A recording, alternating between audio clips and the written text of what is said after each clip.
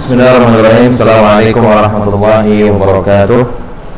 Innal hamdalillah nahmaduhu wa nasta'inuhu wa nastaghfiruh wa na'udzu billahi min shururi anfusina wa sayyiati a'malina may yahdihillahu fala mudilla lahu wa may yudlil fala hadiya lahu. Asyhadu an la ilaha illallah wahdahu la syarika lahu wa asyhadu anna Muhammadan abduhu wa rasuluhu la nabiyya ba'dahu, amma ba'du. Baik, anak sekalian, pagi hari ini kita bersyukur kepada Allah yang masih memberikan kita kesehatan dan kesempatan sehingga kita dapat belajar secara online. Salawat dan salam tak lupa kita sampaikan pada junjungan kita Nabi Muhammad SAW yang telah menyampaikan pada kita agama Islam dan sunnah-sunnahnya. Baik, tanpa memperpanjang mukadimah lagi, kita akan masuk ke pelajaran baru aja. Perhatikan ya. Nanti di akhir akan saya sampaikan tentang kisi-kisi ujian PTS ya namanya ya. Ya, ujian PTS. Nah, dari bukunya sekarang halaman 31. Kita belajar sekitar 1-2 halaman aja ya. Baik. Kita belajarnya loncat-loncat aja, yang penting-penting aja. Perhatikan. Lihat judulnya Al-Khobar. Ya. Ma ma'na al-khobari? Al-khobaru fil lughati an-naba'u wal jam'u akhbarun. Ya. Apa arti dari khobar? Khobar secara bahasa artinya adalah an-naba. Apa arti an-naba? Antum dulu naba. Amma yatasaalun 'anil naba'il 'azim. Apa artinya an-naba? Berita. Jadi khobar ya artinya adalah berita. Wal jam'u akhbar. Nah, bentuk jamak dari khobar adalah akhbar. Nah, wa fil istilah, adapun secara istilah adalah ma yahtamilu sidqu wal kadhibu li dzatihi. Ya. Ini sesuatu yang mengandung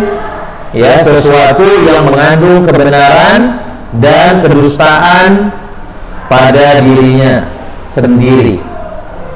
Ya. Contohnya adalah Muhammadun jalisun. Muhammad duduk. Itu kalau omongan kita. Tapi kalau dalam firman Allah, wa minat tanzil qauluhu ta'ala. Lihat, di antara firman Allah itu yang khabar adalah Allahu nurus samawati wal ard. Allah adalah cahaya langit dan bumi. Nah, fa in kana hadzal kalamu mutabiqan lil waqi'i wal khariji kana al kalamu shadiqan. Jika kalam omongan mutabiqan lil waqi', sesuai dengan fakta atau realita, kanal kalamu shadiqan, maka omongan tersebut adalah omongan yang shadiq atau jujur atau benar. Wa illam yakun mutabiqan lil waqi'i kana kadiban. Namun jika omongan atau berita tidak sesuai dengan fakta dan realita, kana kadiban, maka omongan itu adalah dusta. Wa in syi'ta qulta al-khabaru mala yatawaqqafu tahaqququ madlulihi 'ala nutqihi. Ini enggak penting, lewatkan aja. Nah, sekarang lihat yang soal al-hadi wal arba'un. Ya, soal nomor 41. Ma hiya arkanul khabar? Apa rukun-rukun khabar? Lihat sini. Likulli jumlatin ruknani asasiyani la budda minhuma fi takwiniha. Nah, setiap kalimat ya itu wajib memiliki dua rukun atau dua pondasi. Ya. Wa huma al-musnadu ilaihi wa wal mubtada aw al-mawdu' wa nahwuhu. Nah, rukun yang pertama itu namanya al-musnadu ilaihi. Wal musnadu, dan yang rukun kedua namanya musnad. Jadi setiap omongan itu harus ada musnad dan musnad ilaih. Apapun omongannya harus ada musnad dan musnad ilaih. Nah, ya, wa ma zada alaihi ma min maf'ulin aw halin aw tamyizin fa huwa qaidun zaidun illa silatal mausul wal mudhaf ilaih. Nah, selain dari musnad dan musnad ilaih, bisa dia berupa maf'ul, bisa dia hal atau tamyiz, maka dia hanyalah sekedar tambahan. Jadi dalam setiap omongan itu nggak bisa ya keluar dari dua hal, yaitu musnad dan musnad ilaih. Nah, lihat sekarang tabelnya. Ya, di situ ada tabel musnad ilaih dan ada musnad. Ya, ada tabel musnad ilaih. Nah, di situ ada fa'ilul fi'li tam. Masih ingat antum fi'il tam atau fa'ilnya? Sertanya apa itu fa'il? Laku. Fi'il tam. Ingat, ada fi'il tam, ada fi'il nakis. Fi'il tam itu fi'il yang membutuhkan pelaku. Fi'il yang membutuhkan pelaku, ya. Nah, contohnya untuk dari situ khalaqallahu samawati wal arda. Nah, di situ artinya Allah menciptakan langit dan bumi. Berarti Allahnya di situ menjadi musnad ilaih atau fa'il. Nah, intinya begini, ringkasnya perhatikan coba, musnad ilaih itu orangnya. Sedangkan apa yang dilakukan orang itu biasanya disebut dengan musnad. Contoh misalnya, Ustaz bilang begini, saya seorang guru. Siapa orangnya di situ? Saya. Berarti sayanya adalah musnad ilaihnya. Sementara gurunya di situ menjadi musnad. Paham? Jadi istilahnya kayak orang dengan sesuatu yang disematkan atau digandengkan dengan orang itu. Contoh misalnya lain gini, kalau tadi kan guru itu bukan kata kerja kan? Contoh misalnya kalau Ustaz bilang saya makan, berarti saya musnad ilaihnya, makannya musnad. Udah paham? Musnad dan musnad ilaih itu gambaran ringkasnya, ya, gambaran ringkasnya. Nah, ini musnad dan musnad ilaih di sini ini terlalu panjang penjabarannya. Kalau ini dijelaskan sekarang lama penjelasannya karena ini berkaitan dengan nahwu, ya. Jadi yang penting antum cukup tahu saja macam-macamnya. Ini nanti antum hafalkan, ya, beserta contohnya. Ya, jadi kalau kita jelaskan satu persatu nanti akan jadi pelajaran nahwu ininya, bukan pelajaran balaghah, ya. Baik. Nah, sekarang lihat di sini. Mal aghrabul lati yulqa min ajliha al-khabar. Dan di halaman selanjutnya, halaman 32. Mal aghrabul lati yulqa min ajliha al-khabar. Perhatikan. Ya, apa tujuan-tujuan disampaikannya berita? Apa tujuan-tujuan disampaikannya berita? Ya, jawabnya al-ghalib fil khabar ayyul qali ahadi amrain. Biasanya khabar itu disampaikan ya untuk salah satu dari dua hal. Lihat, tujuan yang pertama namanya ifadatul mukhatabi al-hukm alladhi tadammanahu al-khabar. Kalau mau ditulis artinya ya, memberitahukan lawan bicara tentang kandungan sebuah berita. Memberitahukan lawan bicara tentang kandungan sebuah berita. Wa dzalika fima idza kana al-mukhatabu jahilan. Hal ini kita lakukan jika lawan bicara kita tidak tahu berita tersebut. Nah, wa dzalika fima idza kana al-mukhatabu jahilan. Hal ini dilakukan apabila lawan bicara tidak tahu berita tersebut. Contoh misalnya, hurubul mustaqbali nawawiyatun. Apa artinya? Perang di masa yang akan datang adalah perang nuklir. Itu contohnya. Hurubul mustaqbali nawawiyatun. Nah, wa hadzal qismu yusamma faidatul khabar. Nah, bagian yang pertama ini atau tujuan yang pertama disampaikannya berita ini namanya adalah faidatul khabar. Jadi kalau nanti ditanya, apa itu faidatul khabar? Faidatul khabar itu definisinya tadi, menyampaikan atau memberitahukan lawan bicara tentang hukum atau kandungan sebuah berita ketika dia tidak tahu. Itulah dia faidatul khabar. Nah, selanjutnya yang kedua, ifadatul mukhatabi annal mutakallima alimun bihadzal hukmi. Ya. Tujuan yang kedua, perhatikan, memberitahukan lawan bicara bahwa si pembicara tahu akan berita tersebut. Memberitahukan lawan bicara ya bahwa si pembicara tahu tentang sebuah berita. Coba perhatikan dulu, mari tengok. Kalau yang pertama tadi, perhatikan ya, antum menyampaikan berita sama lawan bicara antum karena dia nggak ngerti atau nggak tahu. Tapi kalau yang kedua ini, tujuannya bukan lagi memberitahukan berita yang dia nggak tahu. Tujuannya adalah antum memberitahukan lawan bicara antum bahwasanya saya tahu berita ini, sebagaimana kamu juga mungkin tahu. Paham? Jadi lawan bicara di poin yang kedua ini dia udah tahu juga berita. Jadi kita mau kasih tahu sama dia nih, saya juga tahu berita yang Anda tahu. Paham? Nah, itu dia beda nomor 1 dengan nomor 2. Nah, wa yusamma dzalika. Nah, yang seperti ini disebut lazimu faidatil khabar. Nah, yang seperti ini sebutannya adalah lazim faidah al khabar. Nah, sekarang lihat soal yang as-salis wal arbaun. Soal nomor 43. Hal yakhrujul khabaru an ghairi hadhil aghrad? Ya. Apakah berita dapat keluar dari dua tujuan utama ini? Tujuan berita tadi disampaikan ada dua kan? Faidatul khabar dengan lazimum faidatul khabar. Nah, apakah bisa berita itu disampaikan di luar dari dua hal ini? Jawabannya apa? Na'am. Jawabannya iya. Qad ya'til khabaru li aghradin ukhra. Terkadang khabar itu bisa disampaikan karena maksud lain. Tustafadu min siyaqil kalam, yang bisa diketahui dari arah pembicaraan. Nah, jadi tahunya dari mana dia keluar dari dua hal itu? Dari arah pembicaraan. Lihat sini. Wa nadhkuru abrazaha bima ya'ti. Kita akan menyebutkan yang terpentingnya. Lihat yang pertama, al-istirham. Al-istirham wal isti'taf. Tulis ini di buku antum.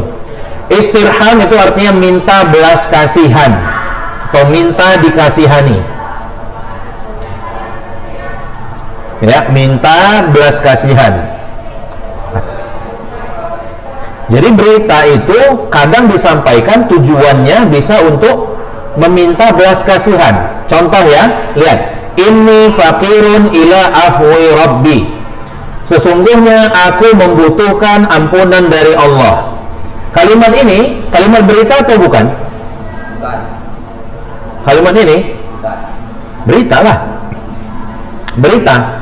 Ya, karena ada orang yang merasa nggak perlu dengan ampunan Allah, ada nggak? Ada. Ya gini intinya, tengok ya. Kalau misalnya Anda bilang saya fakir, misalnya Anda bilang Ana fakir, itu berita atau nggak? Anda mau ngasih tahu antum atau nggak tujuannya itu? Tujuan berita itu kan menyampaikan berita, memberitahukan orang yang nggak tahu. Nah ini ya sebenarnya. Aku ini butuh ampunan dari Allah. Nah, nih contoh dalam ayat Al-Quran, tengok di sini. Anni masanis syaitanu binusbin wa adab. Ya, sesungguhnya setan atau setan telah menimpakan kesulitan dan azab kepadaku. Itu kalimat berita atau enggak kira-kira? Kalau misalnya Ustaz bilang kayak gini, aku lagi kena, misalnya Ustaz bilang ya, ini di luar ayat Al-Quran nih, misalnya Ustaz bilang ini, keluargaku lagi ketimpa musibah. Itu Ustaz tujuannya mau ngasih tahu atau enggak? Ngasih tahu kan? Itu khobar atau enggak kayak gitu? Khobar. Tapi Ustaz bilang kayak gitu, kemungkinan Ustaz punya maksud lain. Artinya apa? Ustaz minta doakan sama antum misalnya. Paham kan? Jadi berita itu bisa dia tujuannya untuk minta dikasihani atau minta belas kasihan, ya. Nah, contoh lain dalam firman Allah, contoh misalnya, Rabbi inni lima anzalta ilayya min khairin faqir.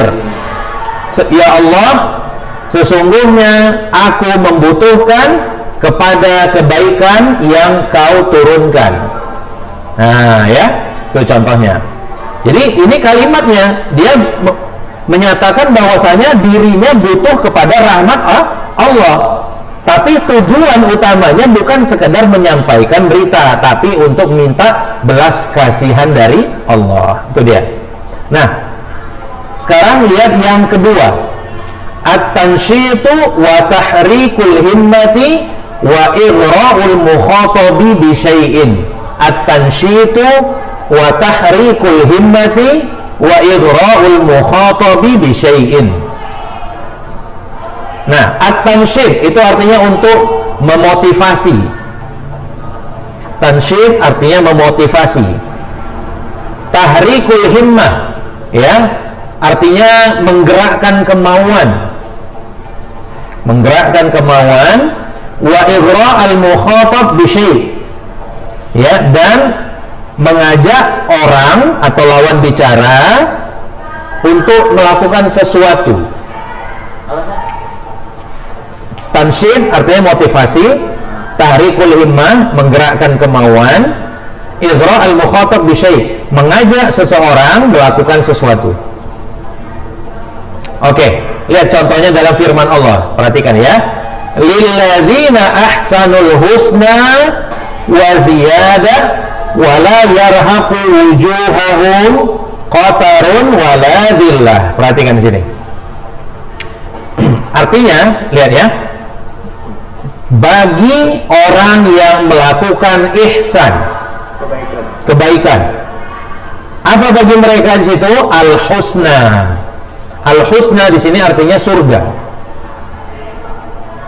Wa ziyadah, dan tambahan lain.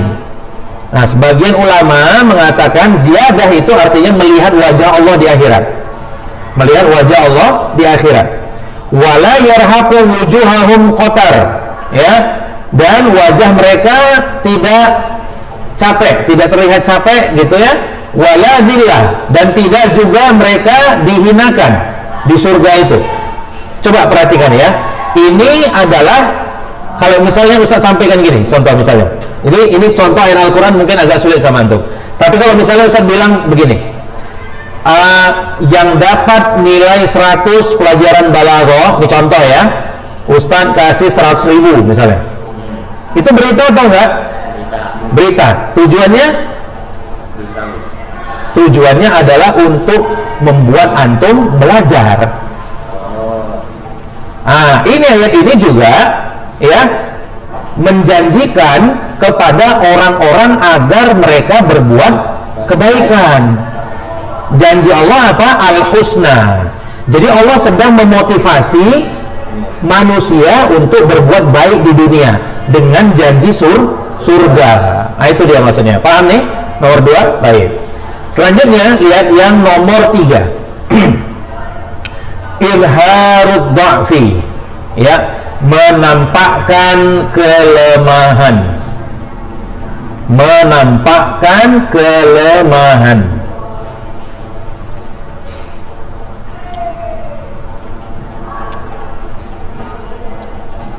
Lihat sini. Huwa alladhi yunhiru dha'fal mutakallim, yakni menunjukkan kelemahan orang yang berbicara. Contoh misalnya ya, dalam firman Allah untuk melihat inni wahanal azmu minni.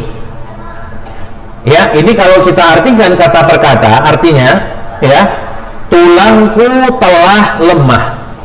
Tulangku telah lemah. Tapi apa maksudnya di sini kira-kira? Maksudnya dia menyatakan dia sudah tua. Tulis artinya. Menunjukkan dia sudah tua.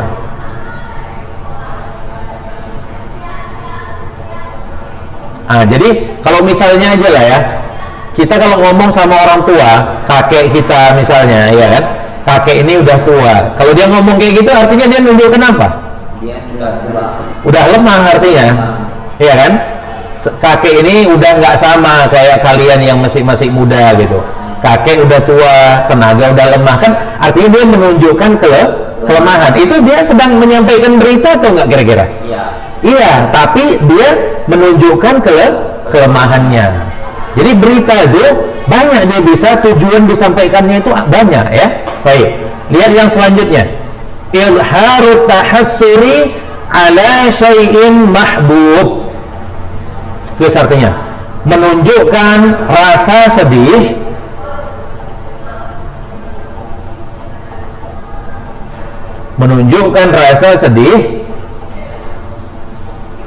ala syai'in mahbub, terhadap sesuatu yang dicintai. terhadap sesuatu yang dicintai. Contohnya lihat di situ. Qalat rabbi inni wada'tuha unsa. Tengok di situ. Dia berkata, dia di sini qalat, perempuan berarti ya. Rabbi, ya Allah, inni wada'tuha unsa. Aku melahirkan seorang anak perempuan. Perhatikan di sini. Kira-kira orang kalau punya anak, dia senang nggak dengan anak itu? Dia cinta nggak dengan anaknya? Cinta. Tapi di sini dia mengatakan, ya Allah, aku melahirkan anak perempuan. Di sini dia menunjukkan sedih. Dia menunjukkan sedih. Antum tahu, ini sebenarnya ceritanya. Harapan wanita ini sebenarnya adalah melahirkan anak laki-laki. Jadi dia sedih karena keinginannya supaya diberikan anak laki-laki tidak dikabulkan oleh Allah. Tapi dia sayang nggak dengan anak yang dilahirkannya? Sayang. Inilah dia, makanya dibilang izharut tahassuri ala syai'in mahbub, menunjukkan rasa sedih atas sesuatu yang dicintai. Paham nih? Baik. Kemudian selanjutnya, izharul farahi, ya, bimakbalin wasyamata bimadbar. Ya, wasyamata bimadbar.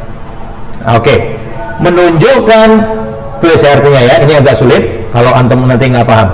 Menunjukkan rasa senang pada sesuatu yang datang. Menunjukkan rasa senang pada sesuatu yang datang dan mencela sesuatu yang pasti hilang. Menunjukkan rasa senang akan sesuatu yang akan datang dan mencela sesuatu yang pasti akan hilang atau pergi. Lihat contohnya, lihat dalam firman Allah ini. Ja'al haqqu. Apa artinya itu? Kebenaran telah datang. Wa zahaqal batil. Dan kebatilan itu akan sirna atau hancur. Pas nggak dengan tujuannya ayat ini? Menunjukkan bahagia terhadap sesuatu yang akan datang dan celaan terhadap sesuatu yang akan pergi atau hilang. Pas nggak dengan ayatnya? Pas kan? Nah itu dia. Kemudian lihat selanjutnya yang keenam, at-taubih. Ya, at-taubih itu artinya menjelekkan. Menjelekkan, dari kata qabih sebenarnya. Qabih apa artinya? Jelek ya. Oke, lihat di situ seperti dalam firman Allah, hadhihin nar allati kuntum biha tukadzibun. Lihat ya, inilah neraka yang dulu kalian dustakan akan adanya. Inilah neraka yang dulu kalian dustakan dia. Yang dulu kalian bilang nggak ada itu neraka, ini sekarang kalian tengok ini sekarang neraka ini. Itulah dia maksudnya itu, at-taubih itu, mencela atau menghinakan atau menjelekkan. Itu dia maksudnya. Dulu kalian wahai orang kafir, karena kalian nggak bisa melihat surga neraka, kalian bilang nggak ada tuh surga neraka. Nah ini sekarang kalian nggak masuk, inilah neraka yang dulu kalian dustakan itu, inilah dia. Itulah dia maksudnya. Paham maksudnya nih? Baik, saya rasa materi untuk pelajaran kita sekian ya. Nah, untuk materi ujian mid semester, coba perhatikan dulu, tulis ya, tulis definisi ilmu balaghah, tulis. Ini kisi-kisinya. Definisi ilmu balaghah. Kemudian fasahatul kalimah, fasahatul mutakallim.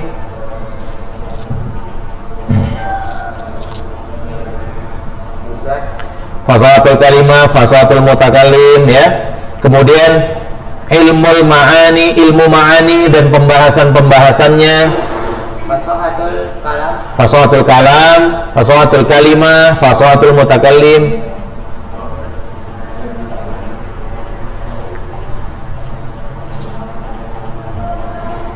kemudian ilmu ma'ani dan pembahasan-pembahasannya. Dah, itu aja dia. Nah, itu nanti dari 5 soal itulah dia pembahasannya. Yang soal-soal ujiannya itu dia nanti. Dan pembahasannya, tema-temanya boleh. Tema-tema atau pembahasan-pembahasannya.